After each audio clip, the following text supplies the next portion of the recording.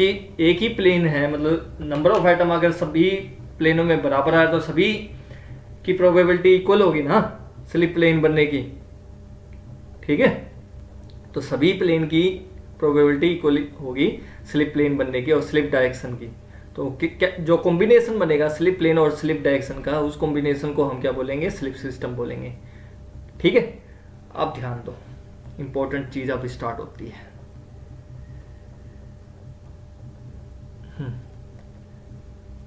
ये unit cell है हमारा, ठीक है। उसके बाद है number of slip system, number of slip system कितने हो गए, अब वो देखते हैं। नंबर 1 स्लिप यूनिट सेल है हेक्सागोनल क्लोज्ड पैक्ड स्ट्रक्चर, कौन सा हो गया, SCP। नंबर 2 कौन सा हो गया,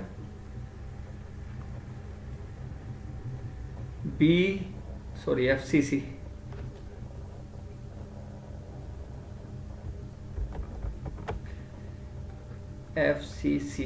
नंबर 3 BCC, ठीक है, क्लियर। इन्हीं 3 के बारे में डिस्कस करेंगे। अब एक स्टूडेंट बोला सर सिंपल क्यूबिक छोड़ दिया आपने। सिंपल क्यूबिक के अंदर कोई भी स्लिप प्लेन नहीं होता है, याद रखना इस बात को, इसलिए हम उसको डिस्कस नहीं कर रहे हैं। स्लिप प्लेन ही नहीं होगा तो स्लिप सिस्टम बनेगा ही नहीं, ठीक है। उसमें जैसा फोर्स लगेगा वैसा डायरेक्शन होगा। अब एक स्टूडेंट कहता है सर स्लिप प्लेन तो हमारे पास बहुत सारे स्लिप प्लेन हो सकते हैं, लेकिन कौन सा स्लिप प्लेन एक्टिवेट करेगा वो कैसे पता चलेगा हमें, वो डिपेंड करेगा कैसा आप लोड लगा रहे हो।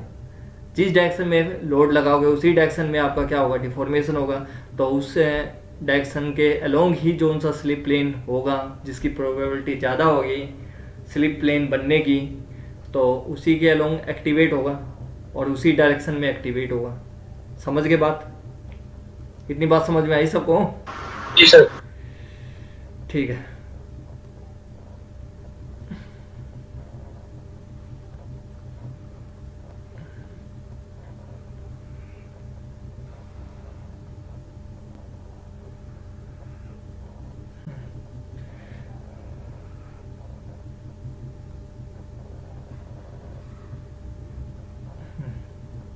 थोड़ी सी ये हो गया, ठीक है। अब देखो याद रखना है, ये वैल्यू याद रखने पड़ेंगे आपको समझने के लिए, और ये 3 ही समझने इसलिए ज़रूरी है। अब आगे यही चीज़ आएगी बार बार, तो हमें इसी चीज़ को समझना पड़ेगा, ठीक है। 3 हो गए, इसमें 12 हो गए, इसमें 48 हो गए, ठीक है। तो हेक्सागोनल क्लोज्ड पैक्ड में कितने हो गए, ऐसे इंक्रीज हो रहा है, इंक्रीजेस लाइक दैट, और ऐसे डिक्रीज हो रहा है।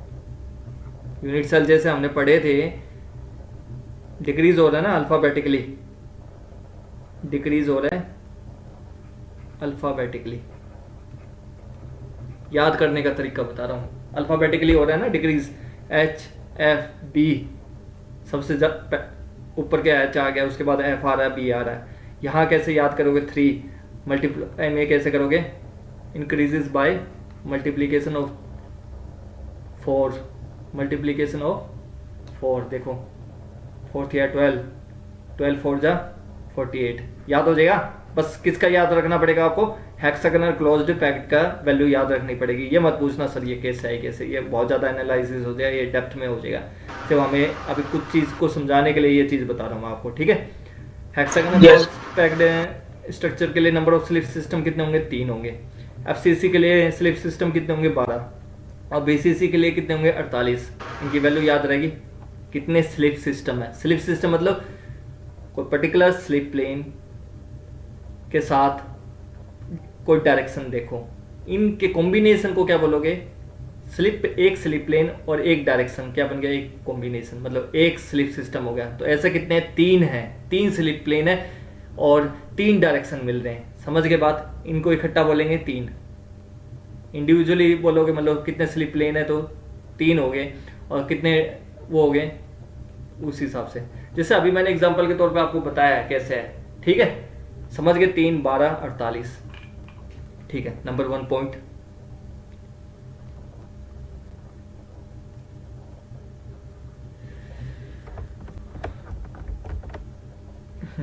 देखो, जो हेक्सागोनल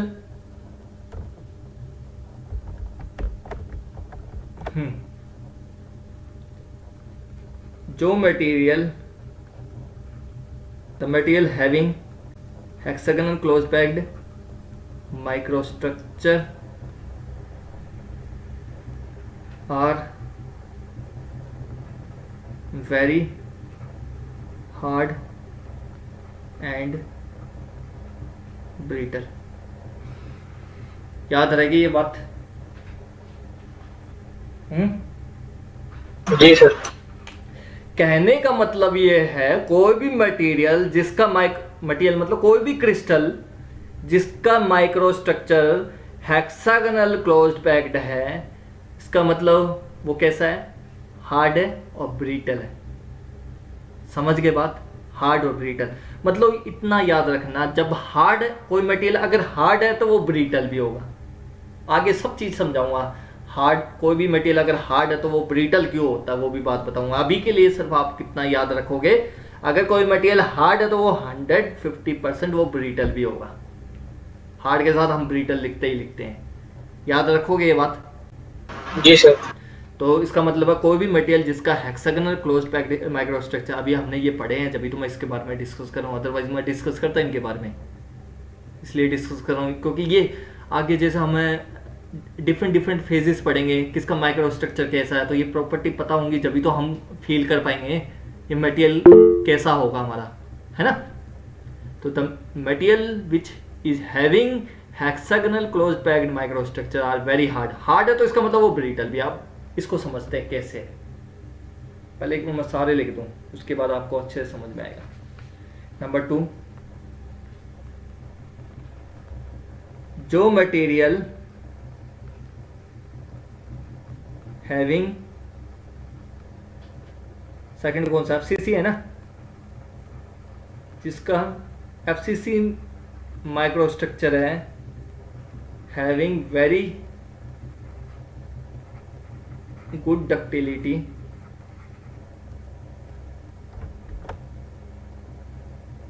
गुड डक्टिलिटी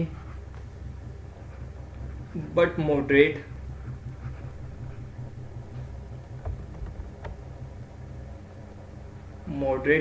स्ट्रेंथ। ठीक है।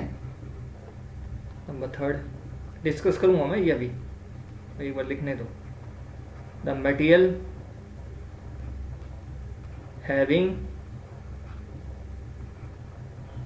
बीसीसी माइक्रोस्ट्रक्चर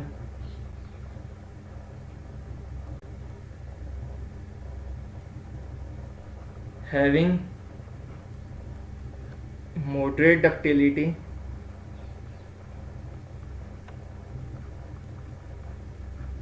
but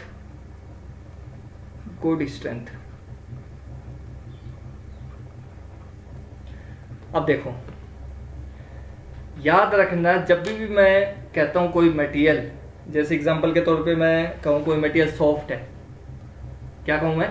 कोई मटेरियल सॉफ्ट है। अगर मैं कहूं कोई मटेरियल हार्ड है तो इसका मतलब वो क्या? ब्रीटल भी है। ये बताऊंगा, हार्ड मटेरियल ही हमेशा ब्रीटल होता है, ये चीज़ आपको समझाऊंगा बाद में, ठीक है, जब टॉपिक आएगा। अभी के लिए ये मान के चलो, अगर कोई मटेरियल हार्ड है तो वो ब्रीटल होगा। ब्रीटल पता है ना आप लोगों को, पढ़ गया है ना सॉन्ग के अंदर, ब्रीटल नेचर होता है, स्ट्रेस स्ट्रेन डायग्राम के अंदर ब्रीटल नेचर, डक्टाइल नेचर।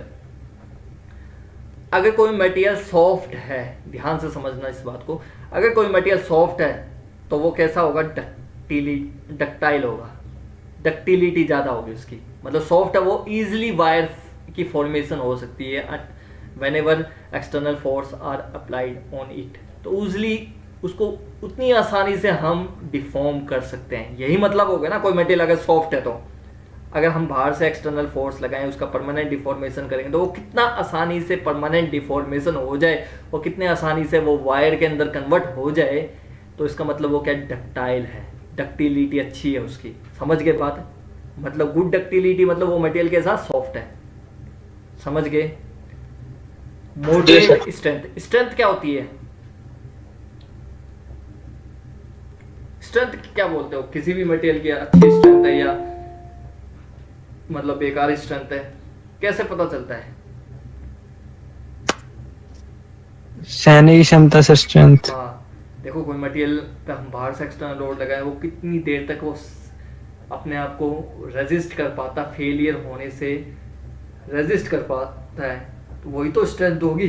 बाहर से आप मतलब मटेरियल को पीटते जा रहे हो, सर आज मैं इस मटेरियल पे अपना सारा गुस्सा निकालूंगा, हथौड़ा लेके पीटना स्टार्ट कर देते हो मटेरियल। अगर वो हार्ड होगा तो क्या होगा उसके साथ, अगर वो सॉफ्ट होगा उसके साथ क्या होगा? जब सॉफ्ट होगा तो वो डक्टाइल नेचर का है, वो इजीली डिफॉर्म होना स्टार्ट हो जाएगा। अगर प्लेट को पीटो तो वो सीट बनना स्टार्ट हो जाएगा। लेकिन और ज़्यादा पीटोगे तो वो क्या होगा? अगर और ज़्यादा पीटोगे तो क्या होगा? फेलियर भी तो हो सकता है। ज़्यादा परमानेंट डिफॉर्मेशन करोगे तो फेलियर हो सकता नहीं हो सकता? यार देखो, स्ट्रेस स्ट्रेन डायग्राम आप लोगों ने अच्छे से पढ़ा है ना। ये देखो, ये सिग्मा हो गया, ये स्ट्रेन हो गया। हम ऐसे जाते हैं, नॉर्मली बनाऊंगा रफ डायग्राम लाइक दैट, मतलब यू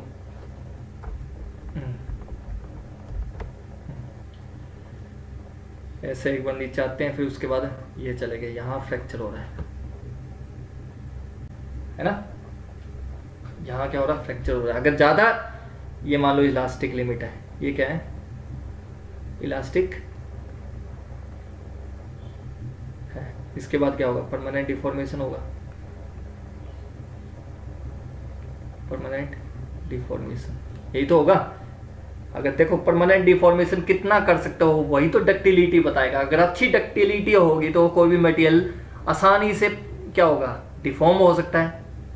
उसका जो फ्रैक्चर पॉइंट है वो बहुत देर में मिलेगा आप लोगों को। समझ में आ गया? अगर मान लो आपके पास है, जैसे आप लोगों ने यूटीएम मशीन है, यूनिवर्सल टेस्टिंग मशीन है ना, उसमें जैसे आपको ब्रिटल मटेरियल के लिए निकालोगे तो ब्रिटल मटेरियल के लिए क्या मिलेगा आपको? परमानेंट। ब्रिटल मटेरियल में परमानेंट डिफॉर्मेशन होता है? बताओ यार। No sir. नहीं होता ना। उसमें क्या यही हो जाएगा फेलियर? Yes sir. यही फेलियर यस हो सर। जाएगा ब्रिटल में। सर बच्चों की ज्वाइन नहीं हो रही क्लास। यार कोई नहीं, अब बाद में ही ज्वाइन कर लेंगे, अब कोई बात नहीं। एडमिट कर दो सर। नहीं यार, फिर वो प्रॉब्लम आएगी, एडमिट करूंगा तो फिर कोई बच्चा आएगा ठीक है। फिर कोई फायदा नहीं। अभी उनको भेज देंगे रिकॉर्डिंग, ठीक है।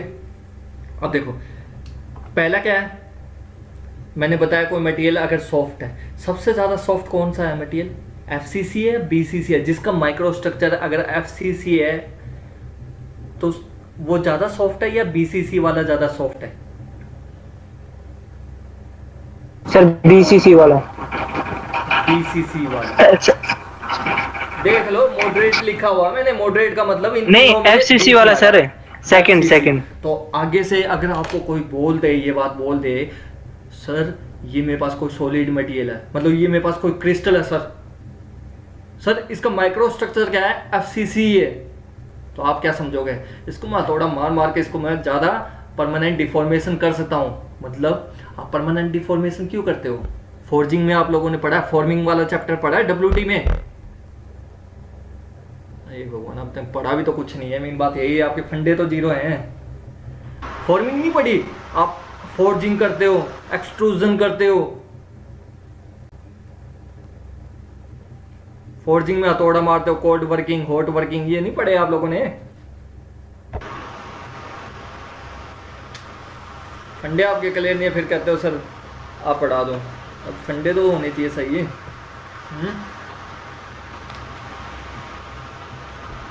चलो छोड़ो जो भी है, फिर भी मैं देखो आपको नेगेटिव लेवल से बता रहा हूँ चीज़ें जो समझा रहा हूँ आप लोगों को। अभी तक देख लो हमारे टॉपिक कितने हुए हैं। टॉपिक सिर्फ क्रिस्टल स्ट्रक्चर का वही हुआ है, एक टॉपिक।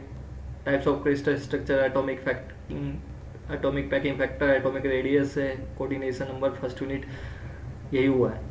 अभी डिफेक्ट करेंगे तो उसमें भी ऐसे ही 3-4 लेक्चर निकल जाएंगे हमारे। आपको ये लगेगा सर हमारा सिलेबस ही नहीं हो रहा, उसी के अंदर यूँ मान लो 3rd यूनिट भी स्टार्ट कर देंगे हम उसी के अंदर, क्योंकि जैसे फंडामेंटल आते जाएंगे उसी के अकॉर्डिंग आपको समझाऊंगा, बेटर रहेगा, मुझे ऐसा लगता है। क्योंकि डायरेक्ट टॉपिक पे पहुंचने से पहले फंडामेंटल आपके क्लियर कर दूं तो आपको समझ में आ गया। अगर कोई आपको ये कहे सर मटेरियल का माइक्रोस्ट्रक्चर का फेज कैसा है FCC, तो आप क्या कहोगे? सर बहुत ज़्यादा सॉफ्ट है, बहुत ज़्यादा सॉफ्ट है सर, इसको मैं बहुत ज़्यादा परमानेंट डिफॉर्म कर सकता हूँ, आसानी से कर सकता हूँ परमानेंट डिफॉर्मेशन।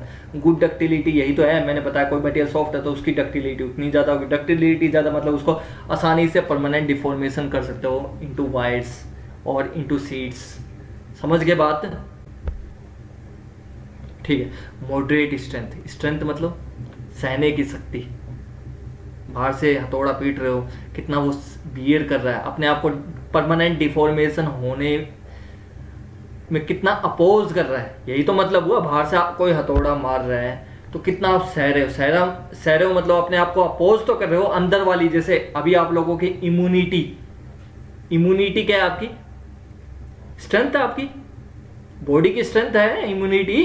अगर मान लो कोविड वायरस है आपके ऊपर अटैक कर रहा है, अगर आपकी इम्यूनिटी अच्छी है तो आपको सस्टेन करेगा।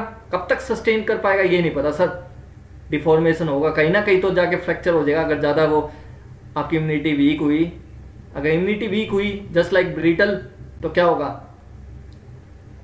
फेलियर पहले ही हो जाएगा। अगर स्ट्रेंथ ज़्यादा है तो ज़्यादा तक आप रेजिस्ट कर सकते हो, और मतलब परमानेंट डिफॉर्मेशन कम होगा उसमें। समझ रहे हो ना बात? बोलो यार, समझ में आ रही है बात? Yes sir. ठीक है। अब ये बताओ SCP माइक्रोस्ट्रक्चर सबसे ज्यादा ब्रिटल कौन सा है इन तीनों में? SCP। सबसे ज्यादा सॉफ्ट कौन सा है? FCC। ठीक है। और मॉडरेट सॉफ्ट कौन सा है? ये BCC। ठीक है। स्ट्रेंथ सबसे ज्यादा किसकी है? ये देखो इंटरव्यू के अंदर यही क्वेश्चन तो पुट अप करते हैं आप लोगों से, कौन से है ये टेस्टिंग करते हैं आपको कितना पता है मटेरियल के बारे में। किसकी सबसे ज्यादा स्ट्रेंथ है? BCC की सर। BCC की। ये देखो गुड स्ट्रेंथ। और सबसे कम स्ट्रेंथ किसकी है? SCP की। अब इस चीज को समझे यार, आगे चलूं मैं, कहते हो तो स्किप भी कर सकता हूँ, ये मैंने बता दिया डायरेक्ट, अगर कहोगे तो मैं समझा भी दूंगा इसको। चल समझा ही देता हूँ। देखो x ये वैल्यू तो याद रखनी है, ये कैसा है ये कैसे नहीं, ये चीज़ आपको याद ही रखनी है। 3, 12, 48 याद करने का तरीका भी बता दिया, अल्फाबेटिकली लिख दो डिक्रीज ऑर्डर में, जो हमने पढ़े हुए हैं। यूनिट सेल सिंपल क्यूबिक आएगा नहीं, उसमें होता ही नहीं है कोई स्लिप सिस्टम। ठीक है, समझ गए? इसलिए सिंपल क्यूबिक आएगा नहीं। SCP, FCC और BCC। अब आगे भी पढ़ोगे कहीं आपको ये नहीं लिखाएगा इसका सिंपल क्यूबिक माइक्रोस्ट्रक्चर है, क्यों? इसलिए नहीं आएगा, इसकी वजह से। ठीक है, सिर्फ यही मिलेंगे आपको, SCP मिलेगा, FCC मिलेगा, BCC मिलेगा। 3, 12, 48। अब देखो सबसे कम स्लिप प्लेन की इसके अंदर है, SCP के अंदर 3 स्लिप सिस्टम है। इसका मतलब क्या हुआ? 3 स्लिप सिस्टम का मतलब क्या हुआ? फील करके देखना। 3 स्लिप सिस्टम मतलब जैसे मान लो यही प्लेन है, ये मान लो एक क्रिस्टल स्ट्रक्चर ले लिया मैंने, उसके अंदर ये है, परमानेंट डिफॉर्मेशन करना है। जब आप मतलब फोर्स ऐसे लगाओगे तो डिफॉर्मेशन इसी डायरेक्शन में होना चाहिए, अलोंग स्लिप प्लेन। ये क्या हो गया? आपका क्रिस्टल स्ट्रक्चर है, एक्स वाई जेड तीनों डायरेक्शन में कर दो। ठीक है, 3 स्लिप सिस्टम है तो जो प्रोबेबिलिटी है कितनी है? 1, 2, 3 स्लिप सिस्टम मतलब 3 डायरेक्शन होंगे, 3 प्लेन होंगे, उसके अलोंग तीनों में से मूवमेंट करना। तो चांसेस कितने हैं तीनों में से एक्टिवेशन के? कम चांसेस हैं, कम डिफॉर्मेशन होगी या ज़्यादा होगी? मुझे ये बताओ, एज कंपेयर टू FCC। कम होगी सर। कम होगी? Yes sir. ठीक है, जब डिफॉर्मेशन कम होगी, क्योंकि देखो कम स्लिप, देखो आप समझो, we have a crystal lattice of SCP। ठीक है, हमारे पास क्या है? क्रिस्टल लैटिस ले लिया हमने SCP का, जिसमें एटॉमिक अरेंजमेंट दिखा रखा है। ये आपको प्लेन नजर आ रहे हैं ना, इसमें कोई ना कोई स्लिप प्लेन होगा, जैसे आप फोर्स लगाओगे उसी स्लिप प्लेन के लोगे। अब आप बोलोगे सर 3 स्लिप सिस्टम है तो मतलब 3 स्लिप सिस्टम के अलोंग मूव करेगा एक साथ? नहीं, इसका मतलब ये नहीं है 3 है, मतलब आप जैसा लोड लगाओगे, अब तीनों में जिस डायरेक्शन में आप लोड लगाओगे उसी डायरेक्शन में कौन सा स्लिप सिस्टम आ रहा है उसी के अलोंग तो मूव करने की कोशिश करेगा। बात समझ गए ना? कहीं आप ये सोचो सर 3 है तो तीनों में से कौन सा एक्टिवेट होगा, वो डिपेंड करेगा किसके ऊपर, कैसा आप लोड लगा रहे हो। लोड आप ऊपर से पीट रहे हो या टेंजेंशियली लगा रहे हो, कैसा शेयरिंग कर रहे हो, लॉन्गिट्यूजनली लगा रहे हो, एक्सियल लोडिंग कर रहे हो, कैसे कर रहे हो, समझ में आ रही है? सॉन्ग पढ़ी है आप लोगों ने? ट्रांसवर्स लोडिंग कर रहे हो, एक्सियल लोडिंग कर रहे हो, कैसे क्या कर रहे हो, कैसी लोडिंग हो रही है, उसके अकॉर्डिंग ही तो होगा। तो जिस डायरेक्शन में लोड लगा उस डायरेक्शन में अगर कोई स्लिप प्लेन आता है और स्लिप डायरेक्शन स्लिप सिस्टम आता, अब देखो स्लिप प्लेन और स्लिप डायरेक्शन दोनों को मैं कंबाइन क्या बोल सकता हूँ, स्लिप सिस्टम। उस डायरेक्शन में कोई स्लिप सिस्टम आता है वो एक्टिवेट हो जाए। कितने स्लिप हैं, मान लो अगर मैं ऐसे फोर्स लगा रहा हूँ, ऐसे लोडिंग लगा रहा हूँ, तो इस डायरेक्शन में मान लो 3 है, एक इस डायरेक्शन में, एक इस डायरेक्शन में, तो किस डायरेक्शन में चांसेस हैं, प्रोबेबिलिटी है कि आपका स्लिप सिस्टम एक्टिवेट हो। मतलब जिस डायरेक्शन में ये फोर्स लगा है उसी, एक इस डायरेक्शन में, एक इस डायरेक्शन में, एक इसमें, तीनों बराबर ही हैं, तीनों में से कोई भी तो हो सकता है एक्टिवेट, या तीनों तो नहीं हो सकते, तीनों में से कोई एक ही होगा, या तो ऐसे जाएगा या नीचे जाएगा या ऐसे, कोई भी हो सकता है। अब जैसा फोर्स लगा है उसी के अलोंग तो होगा, तो चांसेस क्या है एक्टिवेशन के, कम है चांसेस। एक ही डायरेक्शन में होंगे तो स्लिप सिस्टम कितने एक्टिवेट हो रहे हैं, एक ही होगा, 3 में से एक ही तो एक्टिवेट होगा, एक ही एक्टिवेट होगा, तो जो प्रोबेबिलिटी है डिफॉर्मेशन होने की वो कितनी है, ज्यादा या कम है? कम है सर। कम है। तो अब एक बात बताओ, स्ट्रेस स्ट्रेन डायग्राम में अगर परमानेंट डिफॉर्मेशन ही ना है, डिफॉर्मेशन ही ना हो, तो वो मटेरियल कैसा होता है? बोलो यार, वो मटेरियल कैसा होगा? ब्रिटल होगा नहीं होगा? हार्ड होगा या नहीं होगा? ब्रिटल होगा या नहीं होगा? देखो परमानेंट डिफॉर्मेशन नहीं हो रहा मतलब फ्रैक्चर हो सकता है, डिफॉर्मेशन ही नहीं हो रहा तो मतलब वो कैसा नेचर है, ब्रिटल है। तो इसलिए एससीपी माइक्रोस्ट्रक्चर है ये हमेशा हार्ड और ब्रिटल होता है। पर ये बात आपको याद रखनी है, समझा भी दी है मैंने। अब जो एफसीसी है देखो 12 हो गए। अब प्रोबेबिलिटी इसमें जैसे हम लोड लगाएंगे तो ज़्यादा आपके चांसेस होंगे एक्टिवेशन होने के, स्लिप सिस्टम के ज़्यादा स्लिप सिस्टम के चांसेस होंगे ना एक्टिवेशन होने के, तो डिफॉर्मेशन के चांसेस क्या होंगे, ज़्यादा होंगे या कम होंगे? बोलो यार। ज्यादा होंगे सर। ज्यादा होंगे। डिफॉर्मेशन ज्यादा होगा तो क्या होगा, परमानेंट डिफॉर्मेशन ज्यादा होगा तो क्या होगा, डक्टिलिटी बढ़ेगी नहीं बढ़ेगी? जितना आसानी से वो डिफॉर्मेशन होगा, जितना आसानी से डिफॉर्मेशन होगा उतना सॉफ्ट है वो मटेरियल और उतना ज्यादा डक्टाइल है। इसलिए एफसीसी माइक्रोस्ट्रक्चर क्या होते हैं, उनकी डक्टिलिटी कैसी होती है, गुड होती है बहुत ज्यादा, लेकिन स्ट्रेंथ क्या होती है आपकी इसमें कम होती है। ठीक है, तो स्ट्रेंथ और डक्टिलिटी में क्या है, strength is inversely proportional to deformation.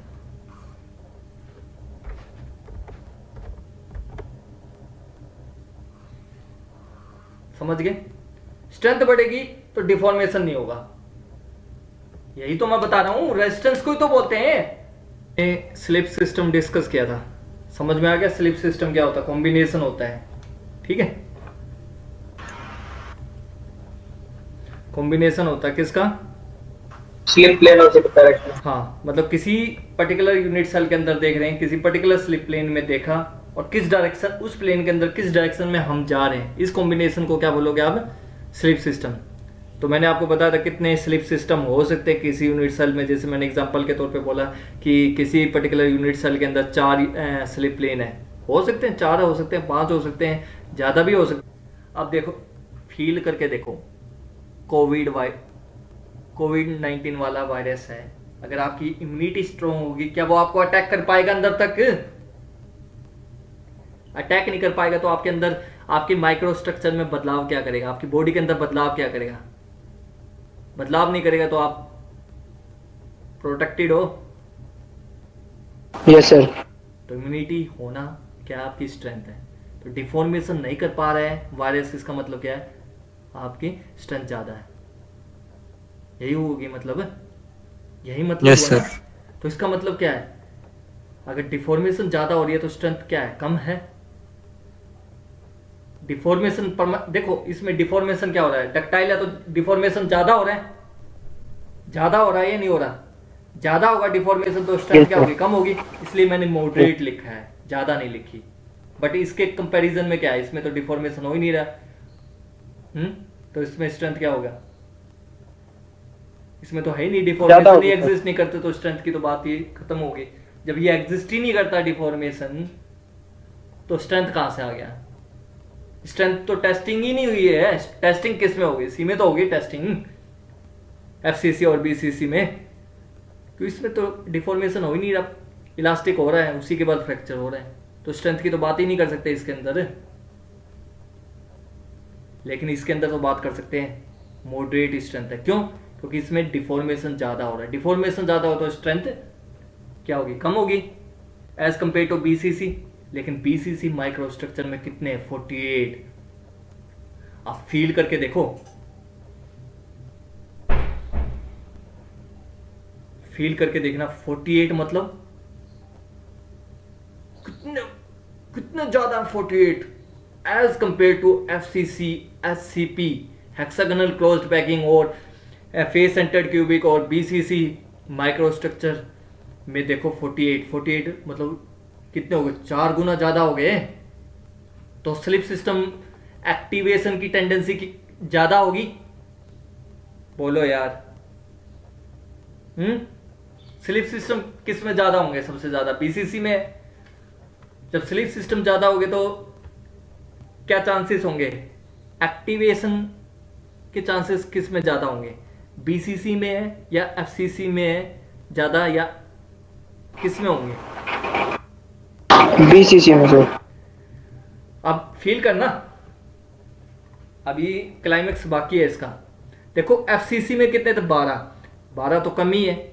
जैसा आप लोड लगाओगे तो 12 में से कोई एक ही तो एक्टिवेट होगा, ठीक है, उसी डायरेक्शन में। 12 में टेंडेंसी कम है ना कि एक दूसरे को अपोज करे, लेकिन 48 है। जब 48 ऐसे फोर्स लगाएं और 48 के 48 आपके क्या है, एक्टिवेट हो जाएं, तो क्या प्रॉब्लम आएगी। एक इस साइड जाने की कोशिश करेगा, एक इस साइड जाने की कोशिश करे, एक इस साइड जाने की कोशिश करे, तो एक दूसरे को क्या करेंगे, वो डिसरप्ट करेंगे, अपोज करेंगे, एक दूसरे के रास्ते में रुकावट पैदा करेंगे। समझ में आ गई बात या नहीं आई समझ में? आगे सर। ऑब्स्ट्रक्शन ज्यादा करेंगे। जब ऑब्स्ट्रक्शन ज्यादा करेंगे तो क्या है, डिफॉर्मेशन तो हो नहीं पाएगा उतना ज्यादा। डिफॉर्मेशन तो होगा, लेकिन एफसीसी के कंपैरिजन में डिफॉर्मेशन क्या होगा, कम होगा या नहीं होगा। देखो हालांकि स्लिप सिस्टम ज्यादा है, मतलब टेंडेंसी ज्यादा है, इसमें डिफॉर्मेशन ज्यादा होना चाहिए। देखो समझने की कोशिश करना, कितने स्लिप सिस्टम है, 48। सर इसमें ज्यादा स्लिप सिस्टम एक्टिवेट होंगे, जैसे हमने एक्सटर्नल फोर्स लगाया तो क्या होगा, ज्यादा स्लिप सिस्टम एक्टिवेट होंगे तो ज्यादा डिफॉर्मेशन होनी चाहिए। लेकिन एक बात समझो, ज्यादा एक्टिवेट होंगे तो एक इस डायरेक्शन में कर रहा है, ये भी एक्टिवेट होगा, ये भी एक्टिवेट होगा, तो एक दूसरे के रास्ते में रुकावट पैदा नहीं करेंगे। वो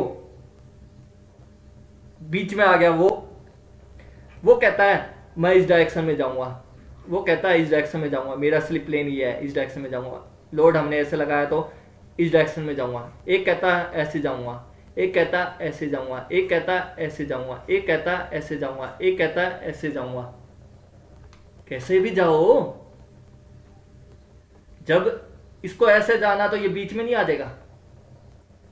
समझो, बीच में आएगा तो क्या होगा, रुकावट पैदा कर दी, नहीं कर दी। जो डिफॉर्मेशन होना चाहिए था एक्चुअली, वो डिफॉर्मेशन हो पाएगा? No sir. तो एक दूसरे देखो, ज्यादा स्लिप सिस्टम होने का भी नुकसान हो गया। ज्यादा स्लिप सिस्टम होने से क्या है, ऑब्स्ट्रक्शन हो रही है। ऑब्स्ट्रक्शन होगी तो ऑटोमेटिकली क्या है, एक दूसरे में के डिफॉर्मेशन में रुकावट पैदा करेंगे। रुकावट पैदा करेंगे तो ऑटोमेटिकली क्या है, स्ट्रेंथ बढ़ जाएगी, नहीं बढ़ जाएगी। फील करो यार, जब डिफॉर्मेशन नहीं हो रहा, उस डिफॉर्मेशन को आसानी से नहीं होने दे रहे, तो इसका मतलब क्या है, डिफॉर्मेशन को आसानी से नहीं होने दे रहे, तो इसका मतलब क्या है, स्ट्रेंथ बढ़ेगी, नहीं बढ़ेगी? यस सर, रेजिस्ट कर रहे ज्यादा से ज्यादा। लेकिन अगर ज्यादा डिफॉर्मेशन नहीं हो पाएगा as compare to FCC, deformation तो होगा, लेकिन एफसीसी के कंपैरेटिव में डिफॉर्मेशन क्या होगा, कम होगा, इसलिए इसकी डक्टिलिटी कम होती है। तो याद रखना एफसीसी की स्ट्रेंथ सबसे ज्यादा सॉफ्ट कौन सा है, ये बेस्ट, और सबसे ज्यादा हार्ड कौन सा है, ये बेस्ट, इन तीनों में। ठीक है, स्ट्रेंथ सबसे ज्यादा किसकी है, इज इट क्लियर, बोलो यार, समझ गए। यस सर, आगे यस से यस क्या सर। दिमाग में रखोगे, सर बीसीसी माइक्रोस्ट्रक्चर आ गया, क्रिस्टल का नेचर कैसा है, बीसीसी माइक्रोस्ट्रक्चर है सर इसका फेस, तो इसकी स्ट्रेंथ ज्यादा होगी नहीं होगी, यस सर। एफसीसी है सर, मैं इसको आसानी से पीट के हैमरिंग करके इसको मैं ज़्यादा से ज़्यादा, इसको मैं डक्टाइल नेचर का है तो ज़्यादा से ज़्यादा मैं इसको डिफॉर्मेशन कर सकता हूँ। तो आप मटेरियल सेलेक्ट कर सकते हो कौन सा क्या है, किस एप्लीकेशन के लिए यूज़ करना है। समझ गए आप लोग, बीसीसी एफसीसी। एग्जाम्पल के तौर पे अगर मैं बात करूँ, फॉर एन एग्जाम्पल, तो मैं लिख दूँ एक बार एग्जाम्पल के तौर पे, निकिल वर्सेस टंगस्टन, किसकी स्ट्रेंथ ज्यादा होगी, सर टंगस्टन की। क्यों, बीसीसी स्ट्रक्चर है सर उसका। इसका क्या है, बीसीसी है, और इसका क्या है, एफसीसी है, तो स्ट्रेंथ FCC ज्यादा कौन सा होगा। अब मटेरियल का पता चल गया ना, अगर आपके पास टंगस्टन है तो इसका मतलब स्ट्रेंथ ज्यादा है सर, इसकी स्ट्रेंथ ज्यादा है तो डक्टाइल, लेकिन स्ट्रेंथ ज्यादा है। और डक्टाइल कौन सा है सर, निकिल को मैं क्या कर सकता हूँ, पीट पीट के वो कर सकता हूँ, एफसीसी वाला निकिल, ठीक है। और एससीपी के एग्जांपल क्या बताए थे मैंने, हेक्सागोनल क्लोज्ड पैक्ड के एग्जांपल जो बताए थे मैंने,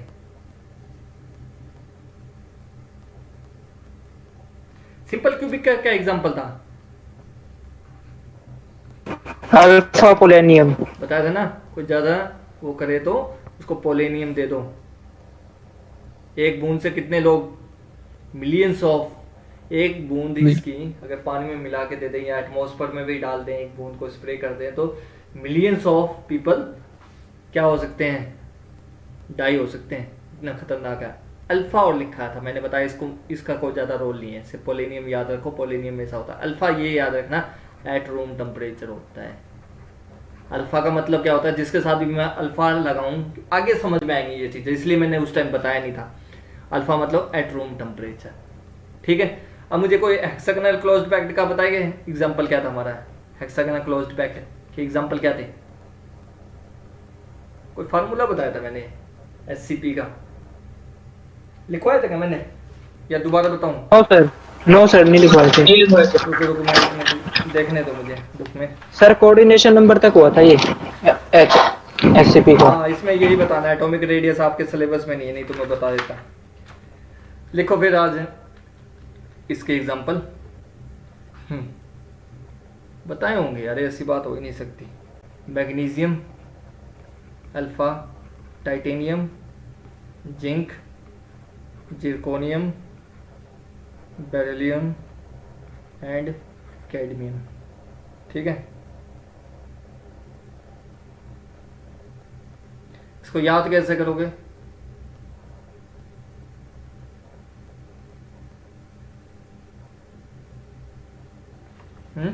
हाउ टू मेमोराइज इट, ये मैंने बताया ना, मैंने इनको बताने का रीज़न था, ऐसा नहीं है कि मैंने आपको ऐसे ही बता दिया कि आप ऐसे ऑर्डर में याद करो जिससे याद रहेगा आपको। अभी मैंने इसका एग्जांपल बताया था, एफसीसी में याद करने का क्या तरीका बताया था, और बीसीसी में याद करने का क्या तरीका बताया था। एक बताया था ना मैंने, वाटू चल, क्या था वो, मोटू मोटा वाटू चल, पर्सन हु इज मोटू चल, वो किसका था, एफसीसी का था या उसका था, बीसीसी का, बीसीसी मोटू, एमओ मोलिडेनम, टीयू टंगस्टन, है ना। एफसीसी में क्या बताया था, याद करो इसको, जैसे मैंने बताया था जो ब्यूटी के लिए हम जो एलिमेंट यूज करते हैं, ब्यूटी फेस के लिए, फेस के को अच्छा दिखाने के लिए हम क्या करते हैं, ज्वेलरी पहनते हैं। वैसे मैंने आपको बताया था इसका बैटल ऑफ प्लासी की लड़ाई के बाद, Plassey PLA platinum, SI silver Plassey की लड़ाई के बाद निकोल किडमैन आई, मेडल लेगी। गोल्ड लेगी। याद हो गया? देखो अब एक बात बताओ, ये एलिमेंट आपको याद रहते बिना कोडिंग के? आपने एक मिनट में बता दिया ना निकिल। सर मैंने पूछा आपसे निकिल और इसमें टंगस्टन में से किसकी स्ट्रेंथ ज़्यादा, आपने बता दिया सर टंगस्टन की स्ट्रेंथ ज़्यादा। कैसे कैसे? अब देखते रहो कैसे। इसकी वजह से, इसकी वजह से सर, इसकी वजह से। हमने एक मिनट में बता दिया। इसका BCC माइक्रो स्ट्रक्चर है, निकिल का क्या है? FCC माइक्रो स्ट्रक्चर है। अब मैं पूछूं आपसे, इनमें से सॉफ्ट कौन सा है एज कंपैरिजन में? निकिल और टंगस्टन में कंपैरिजन में सॉफ्ट कौन सा है? निकल। निकिल, निकल होगा। निकिल निकिल, ठीक है। एक हमने अल्फा आयरन पढ़ा था। अल्फा आयरन का क्या है? BCC स्ट्रक्चर है ना? Yes sir. ठीक है, याद रखना ये अल्फा आयरन। अल्फा आयरन मतलब रूम आयरन को हमने रूम टेम्परेचर पे लिया है, अल्फा आयरन। ये चीजें पता होनी चाहिए, अभी आएंगे आगे फेज डायग्राम के अंदर। इतनी बात समझ में आई? Yes sir. ठीक है, ये टॉपिक यहाँ कंप्लीट करते हैं। आप डिफेक्ट करवाएंगे नेक्स्ट क्लास में, ठीक है। साइंस आपको अच्छे से समझ में आ जाएगी, अदरवाइज कि मैं करवाऊंगा आपको डेप्थ से, फंडामेंटल आपके क्लियर करते हुए चलूँगा तो उसमें टाइम लगेगा। अगर मैं डायरेक्ट करवाऊंगा आपको चीज़ें समझ में नहीं आएगी, फिर आप देखोगे एक दूसरे के आगे, सर हम मेटलर्जी कब पढ़ गए, हमारे कुछ याद नहीं हो रहा, पेपर आ गया, ठीक है। उसके बाद ये करवाने के बाद है, अब देखो प्लास्टिक डिफॉर्मेशन वाला एक बार टॉपिक खुद पढ़ के देखना। मैं आपको plastic deformation due to slip plane आपको समझ में आ जाएगा, खुद पढ़ के देख लेना क्या है, ठीक है। ऐसे होता है प्लास्टिक डिफॉर्मेशन। कौन सा मटेरियल कौन सा फेज में है, मटेरियल सॉफ्ट है हार्ड है, इसके ऐड होने, निकिल ऐड कर दिया हमने, क्या हो गया उसके अंदर, एलॉय का क्या इफेक्ट पड़ेगा, ठीक है। बहुत सारी चीजें हैं वो हम पढ़ेंगे, धीरे धीरे आपको सब चीजें समझ में आएंगी।